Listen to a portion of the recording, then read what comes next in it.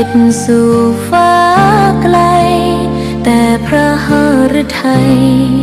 อยู่ในแผ่นดินนี้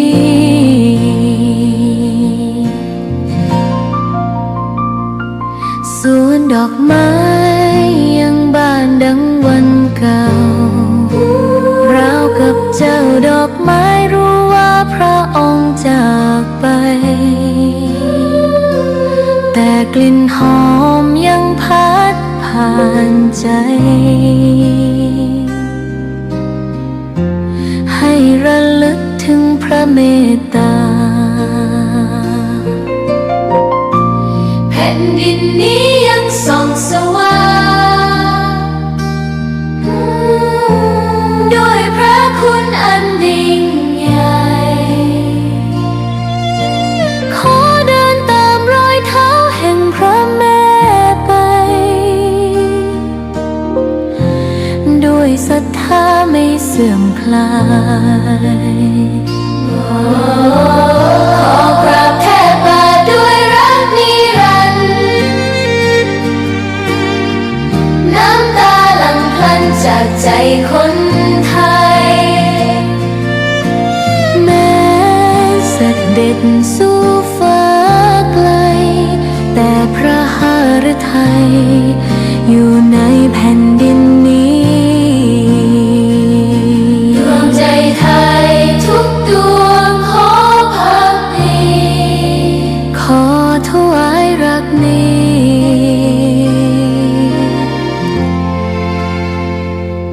นิรันดร์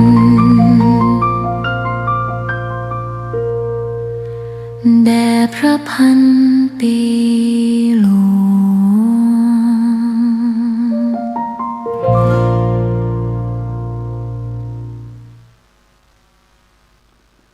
จะแน่วแน่แก้ไขในสิ่งผิดจะรักชาติจนชีวิตเป็นผุยผงจะยอมตายหมายให้เกียรติดำรงจะปิดทองหลังองค์พระปฏิมาเจริญสุขสาธุชนญาติโยมท่านผู้ฟังทั้งหลายทุกท่านทุกคนวันนี้อาตมภาพพระครูอาทรวิสุทธิคุณหรือบุญตันบริสุทธโธเจ้าอาวาสวัดหนองตองตำบลหนองตองอำเภอหางดงจังหวัดเชียงใหม่ปัจจุบันดำรงตำแหน่งเจ้าคณะอำเภอหางดงการดำรงตำแหน่งเจ้าคณะอำเภอนั้นก็มีวาระนะอายุ80 ปีก็หมดวาระแต่มาก็ดำรงตำแหน่งเจ้าคณะอำเภอมาจะได้20 ปีคืออยู่ในตำแหน่งนี้ตั้งแต่เมื่ออายุ60 ปีเป็นรองอำเภออีก10 กว่าปีเป็นเจ้าอาวาสหลาย10 ปีก็ปีนี้อายุก็ย่างเข้า80เข้ามาแล้วก็เรียกว่า79 ปีเต็มไปเมื่อวันที่ 7 เดือนกันยายนพระพุทธศักราช 2568 นับตั้งแต่นั้นมาจนถึงบัดนี้80 ปีย่างเข้ามาแล้วโยมได้2 เดือน 4-5 วันเข้ามานี่หรือ64-65 วัน80 ปีย่างเข้ามาก็คงเหลือไม่สักกี่เดือนนะก็หมดวาระไปตามหน้าที่เมื่อเรามาคิดสิ่งเหล่านี้เมื่อมาก็มีไปมีจากเป็นเรื่องธรรมดา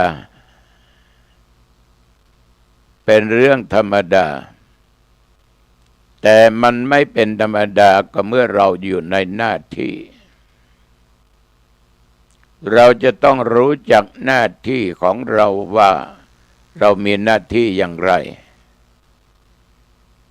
เมื่อรู้ต้องทำหน้าที่นั้นให้ดีที่สุดเรียกว่าทำให้ดีที่สุดแต่การปฏิบัติตามหน้าที่นั้นญาติโยมบางครั้งบางคราวนี้เราจะทำตามใจตัวเราไม่ได้เพราะอะไรเพราะเหตุว่าคนอื่นที่รอบตัวเราที่เราดูแลยังมีเยอะเพราะความคิดความอ่านของแต่ละบุคคลนั้นเราจะไปถือตัวเราเองว่ารู้หมดข้ารู้หมดคนอื่นไม่รู้เท่าข้าข้าเป็นใหญ่เป็นโตข้ามีหน้าที่ข้าเป็นหัวหน้าต้องทำตามข้าไม่ได้เราทำงานอยู่กับคนหมู่มากส่วนมากเราต้องฟังด้วยเหตุและด้วยผลถ้าคนนั้นคนนี้พูดอะไรมาเราก็ต้องเก็บมาฟังมาตรึกตรองพิจารณาด้วยสติและปัญญาของตัวเองช่างดูแล้วโอ้เขาดีจริงๆเราก็ต้องวางของเราเอาสิ่งที่ดีที่สุดของคนอื่นมาใช้ไม่ใช่ว่าจะต้องไปว่าให้เขาอย่างนั้นอย่างนี้เอาหน้าเอาตาอวดเก่งอวดรู้คนถ้ามีความรู้ความเก่งไม่แสดงออกมาก็ไร้ค่าเหมือนมีดที่มันคมโยมเก็บไว้ในฝักถ้าเราไม่นำมาออกมาใช้ก็ไม่รู้ว่ามีดมันคมดีไม่ดีติดสนิมไปอีกความรู้ความสามารถต้องนำมาใช้เมื่อมีหน้าที่แต่อย่าคิดว่าทุกอย่างตัวเองรู้หมดใช่มันอาจความรู้หมดไปเสียคนอื่นเขาเหล่านั้นคงจะมีความรู้มากกว่าเราฉะนั้นด้านสร้างหูไว้ให้ฟังทางจิตใจเนี่ยให้พิจารณาลดทิฏฐิลดมานะลดอัตตาของตัวเองงานนั้นญาติโยมก็จะสำเร็จผลไปในทางที่ดีกว่าความคิดของตัวเองก็ได้นี่ทุกวันนี้เพราะมันไม่ยอมกัน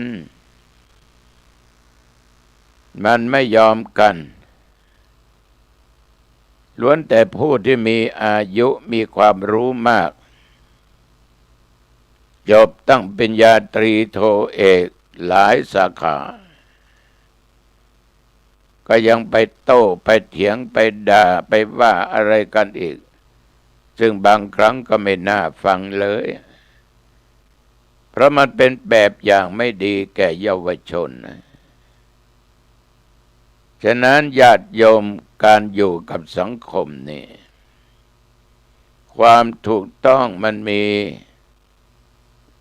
แต่บางครั้งมันไม่ถูกใจเขาเราก็ลองมาชั่งดูว่าความถูกต้องของเรากับความไม่ถูกใจของเขามันดีหรือว่ามันร้ายถ้าคิดว่าถ้าเอาความถูกใจของเขานี่เป็นใหญ่แล้วมันผิดเราก็อย่าทำอย่าตามถ้าคิดว่าก็พอกันกับความถูกต้องแต่ว่าเขาก็ถูกใจสิ่งที่เขาว่าเมื่อคิดแล้วมันพอหลีกได้ประสานกันได้เราก็จูนเข้าหากันนะปัญหามันก็ไม่เกิดนะโยมนะที่มันเกิดอยู่ทุกวันเนี่ยคือต่างคนต่างอัตตาทิฏฐิมานะโยนความผิดให้กันและกันเหลือเมื่อไรสังคมบ้านเมืองเราจะก้าวหน้า มันอยู่อย่างนี้มาตลอดปัญหาเหล่านี้มันเกิดขึ้นตั้งสังคมเล็กๆของคนภายในครอบครัวหมู่บ้านตำบลอำเภอจังหวัดบางกลุ่มบางคณะที่เป็นกลุ่มเป็นหมู่เป็นคณะก็เช่นเดียวกันเราต้องใช้ความรู้ความสามารถของเรามาช่วยแก้ไขปัญหาที่เกิดขึ้นศรัทธาสาธุชนญาติโยมปัญหาอย่างน้ำท่วมเดี๋ยวนี้ปี2 ปีนี้เหตุการณ์เหล่านี้มันเกิดบ่อยครั้งเดี๋ยวพายุลูกนั้นก็มาพายุลูกนี้เข้ามาต่างชาติในประเทศไทยเราก็เจอศึกหนักมา กรมอุตุมันก็เตือนมันก็บอกพยากรณ์ไว้ว่าที่โน่นที่นี่จะมีฝนตกหนักเป็นบางที่ตกเท่านั้นเปอร์เซ็นต์เท่านี้เปอร์เซ็นต์อย่างเชียงใหม่เรานี่ญาติโยมลำพูนเรานี่ก็เจอภัยเหล่านี้บ่อยครั้งมันก็แปลกอะไรไม่ควรเกิดมีมันก็เกิดมีมาอยู่ที่สูงน้ำท่วมนะในวัดผาลาดนี่น้ำท่วมโดยสุเทพน้ำยังไหลลงจากทางเดินพญานาคมันมาจากไหนเนี่ยฝนมันตกหนักผาลาดก็น้ำท่วมมันสูงกว่าเราขนาดไหนแถวแม่แจ่มแม่ฮ่องสอนนี่โอ้ดอยถนนนี่มันสูงที่สูงน้ำก็ท่วมน้ำมันจะไหลลงที่ต่ำอยู่เสมอในที่สุดมันก็ไปกระจุกอยู่ที่ทะเลน้ำทะเลก็หนุนขึ้นมาแถวฝั่งแม่น้ำเจ้าพระยาน้ำก็ล้นพี่น้องทางอยุธยาอ่างทองเนี่ยเจอหนักต้องนอนอยู่บนน้ำตั้ง3-4 เดือน5 เดือนที่ว่านอนบนน้ำไม่ใช่ลอยอยู่บนน้ำนะก็อยู่บนบ้านนั่นแหละบ้าน2 ชั้นชั้นล่างไม่มีแล้วหรือบ้านชั้นเดียวแต่ยกสูงท่านลองคิดดูดีๆมันไม่มีทางไปมันไม่มีทางออกคนอยู่ก็อึดอัดได้รับความเดือดร้อนเหม็นทั้งน้ำเหม็นทั้งอะไรจิปาถะใครจะมาช่วยเราท่านทั้งหลายเราจะคิดหาคนนั้นกองหาคนนี้ว่าต้องมาช่วยบางทีคนที่จะไปช่วยมันก็เอาตัวไม่รอดมันก็ทำอะไรไม่ได้ญาติโยมต้องอัตตาหิอัตโนนาโถตนแลเป็นที่พึ่งของตนต้องรวมความคิดกันในหมู่ในคณะหมู่เดียวกันว่าจะทำยังไงถ้าต่างคนต่างรอคนอื่นนี่มันจะสายเกินไปไม่ว่าที่ไหนที่ใดโยมถ้าเจอภัยพิบัติอย่างนี้น้องตองก็เคยเจอนะแต่วัดมันไม่ถึงลิบมาหน้าวัดนิดหน่อยแต่สถานที่ศึกษาธรรมปฏิบัติธรรมท่วมทำบุญแล้วก็ท่วมก่อนทำบุญก็ท่วมก็มีตู้เจ้ามีโยมมาบอกหลวงพ่อที่นอกนั้นน้ำท่วมแล้วดี ก็มันท่วมไปแล้วเราจะไปเดือดร้อนมันได้ยังไง เพราะมันไม่เว้นไม่ไว้หรอกนี่วัดนะอย่าท่วมนะมันไม่ว่าหรอกที่ไหนต่ำมันก็ไปขนาดที่สูงมันยังไม่รอดคราวที่แล้วมาท่วมที่นอกนั่นปลาที่ญาติโยมไปปล่อยรอบเวียงหาญนั่นหายไปหมดเลยหลวงพ่อปลาก็หายนะก็เอามันมาได้มันก็ไปได้ทางไปมันมีเราคิดอย่างนี้เราสบายจิตเราสบายใจเราไม่วิตกกังวลใดๆทั้งสิ้นทุกอย่างมันเป็นธรรมชาติมันเป็นธรรมชาติแล้วธรรมชาติเหล่านี้บางครั้งมันก็เกิดจากมนุษย์ไปทำลายธรรมชาติตัดไม้ถางป่าทำไร่พเนจรไปเลยย้ายไปเลยมันไม่มีต้นไม้ก็ไม่มีอะไรอุ้มน้ำไว้ยอมสังเกตดูต้นไม้บางครั้งมันไม่ใหญ่โตลาฝนตกเยอะๆดินสไลด์ลงมาถนนหนทางปิดโดยอัตโนมัติไปไม่ได้ทางเส้นนี้เกิดดินสไลด์ลงมาแล้ว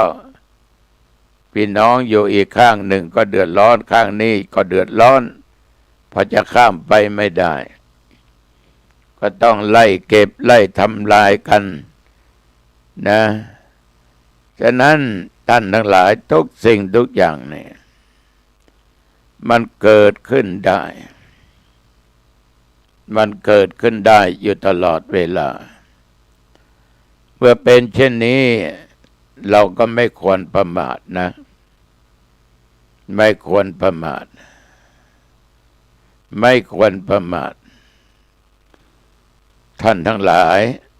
การดำรงชีวิตอยู่อย่าปล่อยวันเวลาให้ผ่านไปโดยไร้ค่า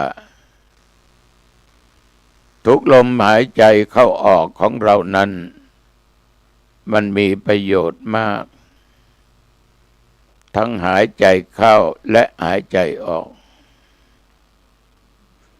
มันเป็นสิ่งสำคัญของตัวเราเองฉะนั้นศรัทธาสาธุชนญาติโยมท่านทั้งหลายอย่าประมาทในชีวิตเป็นเด็ดขาดเราอยู่ร่วมกันเป็นหมู่เป็นคณะตั้งแต่ชุมชนน้อยไปจนถึงชุมชนใหญ่ในระดับประเทศชาติเราทุกคนนั้นต้องมีจิตใจอันหนักแน่นแน่วแน่หนักแน่นแน่วแน่ในทางที่ถูกทางที่ถูกก็ตั้งอยู่ในหลักของศีลและธรรมบ้านมีคือมีแปรก็คือมีกฎหมายมีกฎมีกติกาเราก็ปฏิบัติไปตามกฎหมายกฎระเบียบต่างๆจิตใจอย่าผันแปรไปในทางที่ไม่ถูกให้ตั้งมั่นแน่วแน่ในสิ่งที่ถูกต้องและทำสิ่งที่ถูกต้องพูดสิ่งที่ถูกต้องคิดในสิ่งที่ถูกต้องสิ่งเหล่านั้นมันผิดมันไม่ดีก็ตั้งจิตให้แน่วแน่แก้ไขในสิ่งที่มันผิดให้มันดีเหมือนกับน้ำที่มันขังอยู่ในสระหรือว่าตรงนั้นน่ะน้ำมันขังอยู่เมื่อมันขังไม่มีทางระบายออกไปญาติโยมน้ำนั้นก็เน่าส่งกลิ่นเหม็น ก็เหมือนสิ่งไม่ดีต่างๆนานาเนี่ยมันอยู่ในจิตในใจของเราก็มองเห็นได้ง่ายคนนั้นก็ว่าคนนี้ก็ว่าทำเราทำอย่างนั้นมันไม่ถูกพูดอย่างนี้ไม่ถูกคิดอย่างนี้ไม่ถูกมันจะเสียหาย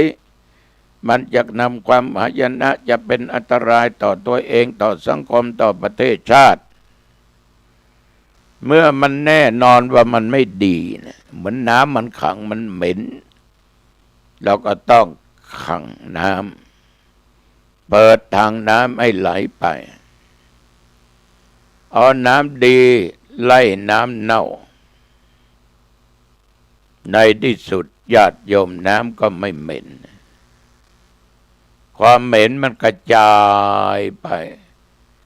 กลิ่นมันก็จางไปก็เหมือนเราฟอกไตนะญาติโยมที่ฟอกไตอยู่ที่บ้านวันละ3-4 ครั้งชั่วโมงนั้นต้องฟอกชั่วโมงนี้ต้องเปลี่ยนก็คือเอาน้ำดีน้ำดีๆน้ำสะอาดไปขับน้ำที่ไม่ดีอยู่ที่ไตอยู่ในตัวของเราให้ออกมาก็เรียกว่าขับน้ำไม่ดีออกเอาน้ำดีเข้าไปแทนที่เพื่อให้อวัยวะมันสะอาดน้ำที่ออกมาก็มีกลิ่นน้ำเข้าไปไม่มีกลิ่นโยมที่ฟอกไตก็คงรู้เราทั้งหลายได้รู้ได้เห็นแล้วก็คงจะรู้แก่ใจก็ทำน้ำดีไล่น้ำไม่ดีฉะนั้นในจิตใจของคนเราถ้ามีกิเลสความโลภความโกรธและความหลงมีตัณหาคือความอยากอยู่ในกามอยากอยู่ในภพอยากจะเป็นโน่นอยากจะได้นี่ไม่อยากจะเสื่อมลาภไม่อยากจะเสื่อมยศไม่อยากจะเจอความทุกข์ไม่อยากจะให้ใครมาด่ามาว่าติฉินนินทามันล้วนเป็นตัวกิเลสทั้งนั้นทำไงต้องตัดความอยากออกไปแต่มันยากนะมันยากนะโยมนะไม่ใช่ของง่ายๆนะยากขนาดไหนก็พยายามวิริยะคือความเพียรมีอยู่กับใครแล้วมันสำเร็จผลได้ทั้งนั้นวันนี้ไม่สำเร็จผลวันหน้าก็ต้องสำเร็จต่อไปก็ต้องสำเร็จเอาหน้าไม่สำเร็จมากก็ขอได้น้อยบ่อยมันก็เป็นมากในที่สุดก็กำจัดความชั่วสิ่งที่มันผิดออกไปได้สังคมอยู่ด้วยกันเป็นชาติหนึ่งเรามีผืนแผ่นดินมีพืชผลมีต้นไม้มีลำธารเรามีอากาศหายใจเรามีเพื่อนพ้องเพื่อนร่วมโลกร่วมชีวิตอยู่ด้วยกันถึงจะต่างระดับกันก็ตามไม่ว่าจะฐานะและความเป็นอยู่ไม่ว่าจะความรู้อะไรก็ตามญาติโยมเราอยู่ในผืนแผ่นดินนี้ก็เป็นชาติของเราชาติไทยนี่มันถอยมาแล้วจนจะตกทะเลอยู่แล้วนะบางที่ก็ตกไปแล้วนะเราจะต้องรักษาผืนแผ่นดินนี้ไว้ให้ได้ถ้าเรารักชาติต้องรักษาให้ได้อย่าไปเป็นขี้ข้าของคนอื่นต้องปกป้องคุ้มครองจนจะชีวิตจะหาไม่จนกว่าชีวิตจะเป็นผุยผงเพื่อให้ชาตินี้ดำรงอยู่ได้ ถ้าเราไม่มีแผ่นดินเราจะไปอยู่ที่ไหนบรรพบุรุษพระมหากษัตริย์เป็นจอมทัพรักษาเอกราชเหล่านี้ให้ลูกหลานเหลนหลนได้อยู่ได้อาศัยเรามีแผ่นดินไทยอยู่เราได้อยู่กับหมู่กับคณะเพราะเรารักกันสมัครสมานสามัคคีกันเป็นน้ำหนึ่งใจเดียวกันเรามีสถาบันชาติเรามีศาสนาขัดเกลาในด้านจิตใจศาสนาพุทธเรานี่สอนให้คนมีเมตตาธรรมปรารถนาดีต่อกันรักกันช่วยเหลือกันสงสารกันเห็นใครตกทุกข์ได้ยากเราก็ช่วยเหลือกันญาติโยมเหมือนเกิดภัยพิบัติต่างๆเราก็ช่วยเหลือกันตามกำลังที่เราจะช่วยกันได้เหตุการณ์ที่เกิดตามชายแดนเราก็ช่วยกันถึงไม่ได้ไปเอาวัตถุสิ่งของไปช่วยก็ส่งน้ำจิตน้ำใจช่วยกันเรียกว่าเป็นกองเชียร์อยู่ข้างหลังนะอธิษฐานขอให้ปลอดภัยทุกเจ้าก็ยังคิดอย่างนี้ตลอดทำอย่างนี้ตลอด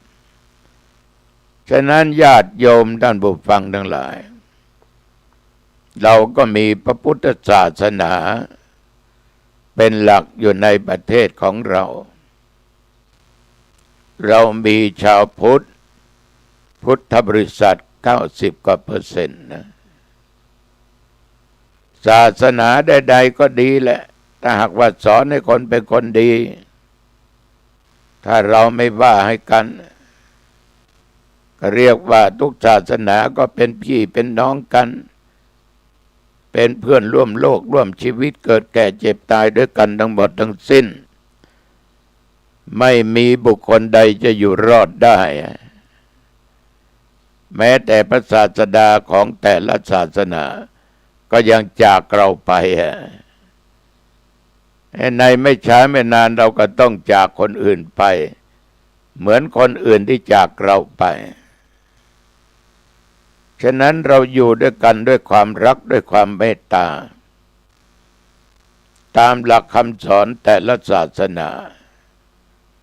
เราชาวพุทธพระพุทธเจ้าก็สอนเราละความชั่วทางกายทางวาจาทำความดีทางกายทางวาจาทำจิตใจให้หมดจดจากเครื่องเศร้าหมองใจ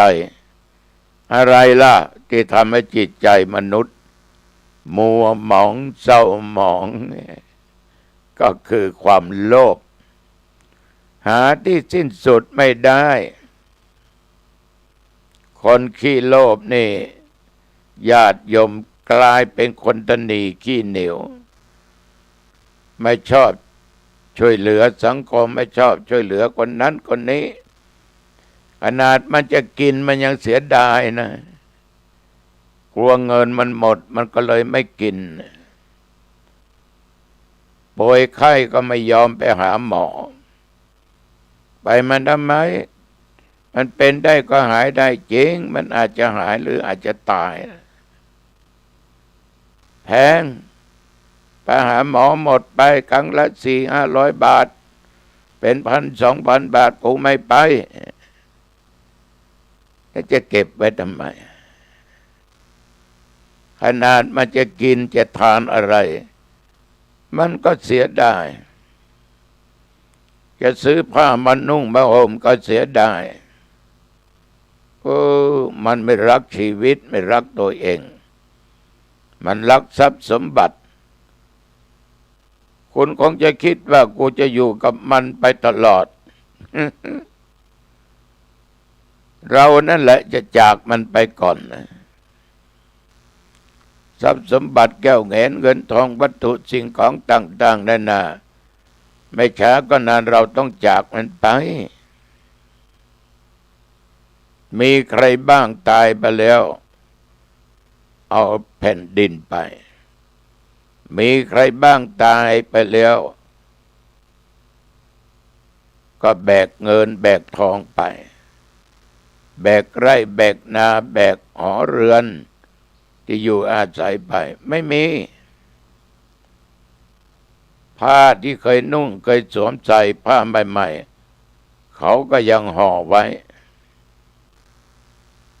ไม่มีอะไรตายไปแล้วยอมอยากจะทานอะไรกินอะไรไม่ได้กินไม่ได้ทานเด็ดขาดสรีระร่างกายที่ไร้วิญญาณก็นอนอยู่ลงศพก็ไปตามยุคตามสมัยเขาก็ประดับประดาด้วยดอกด้วยแสงไฟแล้วมีขันข้าวพาดหนึ่งขันลูกเต้ารู้ว่าพ่อมันชอบลาบชอบทอดชอบน้นชอบนี่ก็ใส่ขันข้าวไปวาง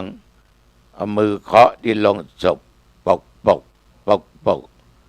พ่อลาบนะพ่อเนอะแม่ใจอัวนะแม่นะก็ไม่เห็นใครลุกมากินสักครั้งสักคนสมมุตินะโยมสมมุติมีเสียงดังออกมาจากโรงศพเดี๋ยวกูจะกินนี่นะ มันจะวิ่งกันจนได้เรียกว่าอาหารนั่นต่างกระเด็นไปคนละทิศละทางเนี่ยมันไม่ได้กินสิ่งที่ติดตามตัวเราไปนั้นโยมก็คือบาปกับบุญความดีความชั่วเท่านั้นเองความดีเขาก็สรรเสริญเสียดายไม่น่าตายเลยงานเนี่ยถ้าท่านไม่ตายท่านมานั่นเนี่ยช่วยการช่วยงานนี้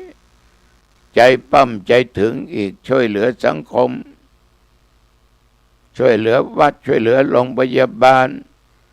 ช่วยเหลือคนทุกข์ยากอับจนเนี่ยเขาจะคิดถึงหาตลอดแต่ถ้าตายไปแล้วมีชีวิต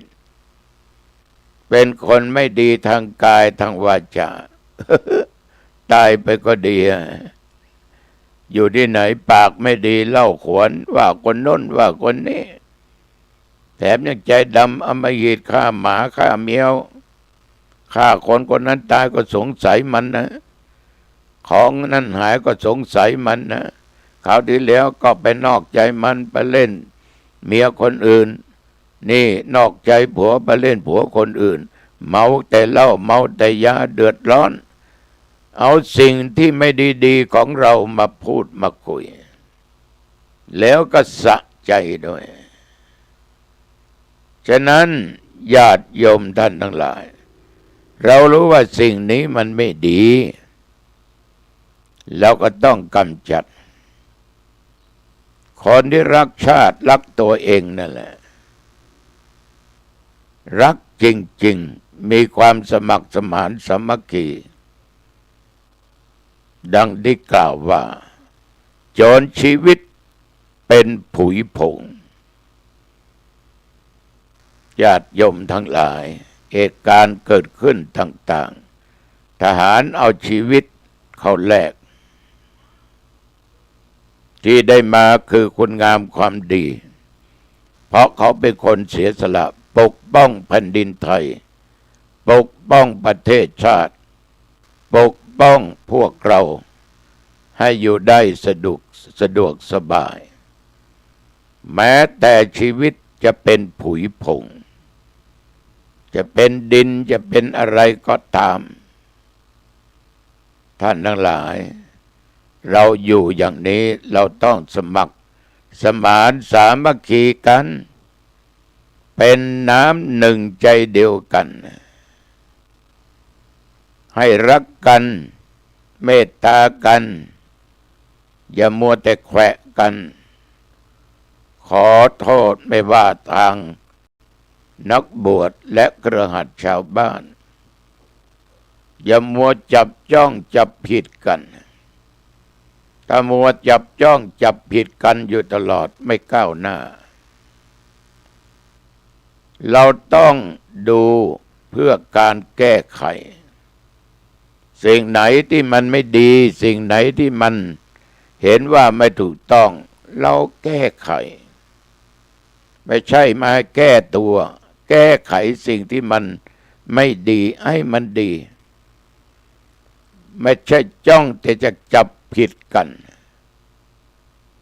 ญาติโยมท่านผู้ฟังสังคมประเทศชาติเรามีศาสนาต้องเอาหลักศีลธรรมนั้นมาพิจารณายกย่องเชิดชูศีลธรรมของพุทธเจ้าเพราะศีลธรรมเป็นของจริงไม่ใช่เองนิยายเป็นของจริงถ้าปฏิบัติได้จริงๆก็ได้ของจริงคือความสุขจริงถ้าเราไม่ได้ปฏิบัติไม่ได้ศึกษาไม่ได้นำมาปฏิบัติเราก็ไม่เจอของจริงเมื่อไม่เจอก็จะเจอของปลอมของปลอมนี้จะนำแต่ความทุกข์ความอายนะเกิดขึ้น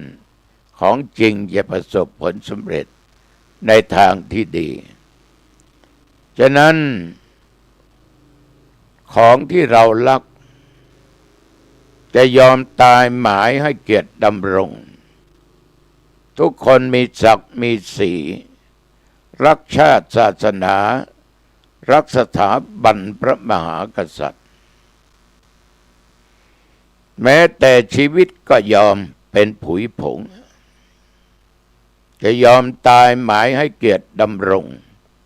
ให้คงอยู่เป็นชาติไทยนี่แผ่นดินไทยนี่คนไทยคนไทยเรามีอย่างนี้มีศีลมีธรรมมีหลักการท่านทั้งหลายบางท่านบางคนนี่เสียสละ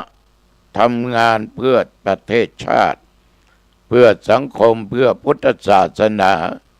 เพื่อสถาบันช่วยเหลือสังคมไม่โอ้ไม่อวดไม่ยกตัวเองข่มท่านเหมือนกับปิดทองหลังพระองค์พระปฏิมาคือเป็นคนทำดีพูดดีคิดดีแต่อาตมาก็แปลกในสังคมเนี่ยคนทำดีพูดดีคิดดีใครไม่เห็นแล้วก็ส่วนมากจะไม่ชอบอย่างบางคนพูดมาได้มันดีจนเกินไปมันไม่รู้ยืดหยุ่นตามเขาก็เขามันไม่ดีจะให้ไปตามเขาไม่ดีเพราะความไม่ดีจะนำความหายนะความเดือดร้อนความทุกข์ให้เกิดขึ้นแก่ตัวเองและสังคมฉะนั้นญาติโยมท่านผู้ฟังทั้งหลายมันยังมีคำหนึ่งที่เขาพูดทำดีได้ดีมีที่ไหนทำชั่วได้ดีมีถมไป จริงเหรอโยมจริงเหรอโยมคนเราทำดีต้องได้ดีทำชั่วต้องได้ชั่วบางครั้งไอ้ความชั่วหรือบาปที่ไม่ดีเนี่ยมันยังไม่ทันให้ผลมันค่อยเก็บไปเก็บไปเก็บไปเก็บไปเก็บไปอย่าทะนงตัวอวดเก่งว่าข้านี้เก่งข้านี้ยอดอย่านะท่านทั้งหลายมันยังไม่ทันให้ผลขอบใจที่ทุกคนเป็นคนดีทำดีเพื่อชาติเพื่อศาสนาเพื่อส่วนรวมเหมือนปิดทองหลังพระญาติโยมธรรมาได้กล่าวไว้บ่อยครั้งว่าพระพุทธรูปนี้เราปิดทองเพียงแต่ข้างหน้า ใบหน้าข้างซ้ายข้างขวาแต่เราเว้นไม่ปิดทองข้างหลังมันก็ไม่บริบูรณ์ดูก็ไม่เข้าท่านะคนที่ไม่รู้ก็มาตำหนิเอ้าพระองค์นี้ทำไมข้างหลังไม่เห็นมีทองปิดเลยนี่ถามว่าสวยไหมมันไม่มีทองปิดจนหมดทั้งตัวฉะนั้นญาติโยมคนดีทุกวันปิดทองหลังพระให้บริบูรณ์นอกจากข้างหน้าข้างซ้ายข้างขวามันไปปิดทองหลังพระส่วนมากคนที่ปิดทองหลังพระเนี่ยคนจะไม่รู้แต่บางครั้งรู้ก็ทำเกินหน้าเกินตา ไปคิดอย่างนั้นก็โจมตีกันกูว่ามึงว่ากูสามีภรรยาก็เช่นเดียวกันบางครั้งเมียก็ปิดทองหลังพระเยอะทำการทำงานทำโน่นทำนี่หานั้นอันนี้มาให้ครอบครัวได้ใช้ได้ทานกันสามีไม่รู้ก็นึกว่าภรรยาการไม่ทำมัวแต่เที่ยวมัวแต่เอว สามีบางคนก็ปิดทองหลังพระนะ เหมือนตัวเจ้าเราทั้งหลายนะก็ปิดทองหลังพระเนี่ยที่สอบผ่านมาก็คงจะเหมือนกันทุกสนามสอบอย่างวัดหนองตองเมื่อนักเรียนชั้นตรีมี100 กว่าชั้นโทเอกมี70 กว่าสอบตรี8 วันโทเอกอีก8 วันธรรมศึกษาอีก1 วันรวม9 วันเราต้องเลี้ยงข้าวปลาอาหารมื้อเพลถวายพระและสามเณรเราไม่มีงบประมาณใดๆที่เขาจะมาช่วยไม่มีใครสนับสนุนมีแต่ผู้ปิดทองหลังพระตัวเจ้าองค์นั้นก็รับอาหารองค์นั้นก็รับโยมนี่ถ้ารู้บางครั้งก็ไปรับไปช่วยแต่ไม่ได้ประกาศอย่างเหมือน2-3 วันที่ผ่านมาเนี้ยแต่มาต้องรับไป2 วันอาหารเลี้ยงพระเลี้ยงเณรมื้อละเท่านั้นหลายองค์ต้องทำอาหารมาเสริมปิดทองหลังพระเหมือนครูบาอาจารย์มหาเถระทุกรูปปิดทองหลังพระเหมือนญาติเหมือนโยมไปทำนั่นทำนี่แก่สังคมก็เหมือนปิดทองหลังพระก็ไม่อยากจะพูดไม่อยากจะคุยให้คนอื่นได้รับทราบรับฟังไม่อยากจะไปรบกวนใครญาติโยมสิ่งเหล่านี้ทุกคนทำกันอยู่ตลอดเวลาแต่คนที่รู้เขารู้คนที่ไม่รู้มันก็ไม่รู้ว่าเขาทำอะไรมัวแต่จะจับผิดจับอะไรกันเท่านั้นเองฉะนั้นท่านทั้งหลายการปิดทองหลังพระนี่ถ้าเราไม่ปิดพระก็ไม่บริบูรณ์พระองค์นั้นรูปนั้นนี่ฝากกับญาติกับโยมนะลองนำไปคิดพิจารณาในรายการธรรมะก่อนนอนออกอากาศณสถานีวิทยุขึ้นพุทธศาสนาวัฒนธรรม 104.50 วัดฝายหินตำบลสุเทพอำเภอเมืองเชียงใหม่เป็นประจำทุกวันอาคารตั้งแต่เวลาบัดนี้เป็นเวลา1 ชั่วโมงโดยประมาณขอบคุณเจ้าหน้าที่ทุกท่านทุกคนและขอบใจต่อญาติโยมที่ติดตามฟังรายการนี้ให้กำลังใจกันมาด้วยดีตลอดเอาละวันนี้ก็เห็นว่าพอสมควรนะจะแน่วแน่แก้ไขในสิ่งผิดจะรักชาติจนชีวิตเป็นผุยผงจะยอมตายหมายให้เกียรติดำรง จะปิดทองหลังองค์พระปฏิมา ญาติโยมเข้าบ้านปิดประตูบ้านให้เรียบร้อยขึ้นบนบ้านปิดประตูหอเรือนหน้าต่างให้เรียบร้อย โยมเก็บของมีค่าไว้ให้ดีนะ และสิ่งไหนของใดที่โยมจะใช้พรุ่งนี้เก็บวางไว้ที่เดินผ่านตามองเห็นถ้าไม่ได้ทานข้าวทานอะไรก็ทานให้เรียบร้อยแล้วก็อาบน้ำอาบท่าชำระกายาเอาเหงื่อใครให้ออกไปหมดบ้วนหน้าแปรงฟันให้เรียบร้อยนุ่งผ้าใส่ผ้าที่โยมชอบที่มันไม่อึดอัดนะที่ชอบที่สุดใส่ไปเลยอย่าให้ได้กังวลเกิดเป็นอารมณ์ทีหลังแล้วก็กราบพระ5 หน 1. อรหังสัมมาสัมพุทโธ 2. สวากขาโต 3. สุปฏิปันโน 4. กราบนึกถึงพระคุณของบิดามารดาพ่อแม่ผู้ให้กำเนิดผู้ให้ชีวิตเรามา 5. กราบนึกถึงครูอาจารย์ผู้ได้ให้ศิลปะวิชาความรู้แก่เราจนเราได้ทำการทำงานมีวันนี้ อุปชฌาย์ผู้บวชเราเป็นเนนเป็นพระ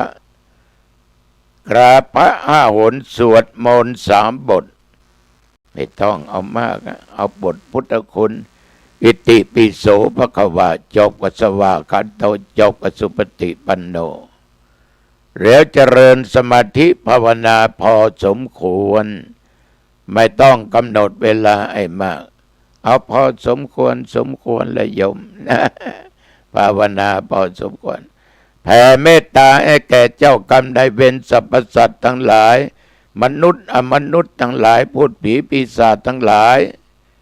แผ่เมตตาให้เทพบุตรเทวดาเสื้อวัดเสื้อวาเจ้าบ้านเจ้าจองผีอ๋อผีเอือนผีปู่ผีย่าเจ้าตุ้งเจ้านาเจ้าที่เจ้าทางแม่พระธรณีเจ้ากรรมนายเวรสรรพสัตว์ญาติทั้งหลายที่จากโลกนี้สู่โลกหน้าให้เขาไปสู่ทางสุคติโลกสวรรค์เทวโลกพรหมโลกแล้วอย่าลืมแผ่เมตตาผู้มีพระคุณพ่อแม่ปู่ย่าตายายครูบาอาจารย์ผู้มีพระคุณทั้งหลายเรียบร้อยต้องแผ่เมตตาแก่ตัวเองว่าข้าพเจ้าเกิดมาชาตินี้ชาติหน้าก็ตาม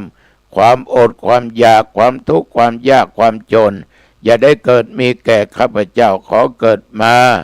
มีสัมปติมีทรัพย์สมบัติเหลือกินเหลือใช้ได้กินได้ใช้ได้ทำบุญสุนทานสร้างบารมีข้าพเจ้าเกิดมาชาติไหนขอได้ร่วมชาติของพระศิริยะเมตไตรยมก็หลับปุ้ยไม่ฝันเห็นร้ายตื่นมาจิตใจสดชื่นใบหน้าเบิกบานมีความสุขอายุวันโนสุขังพลังพบกันใหม่โอกาสหน้าเจริญ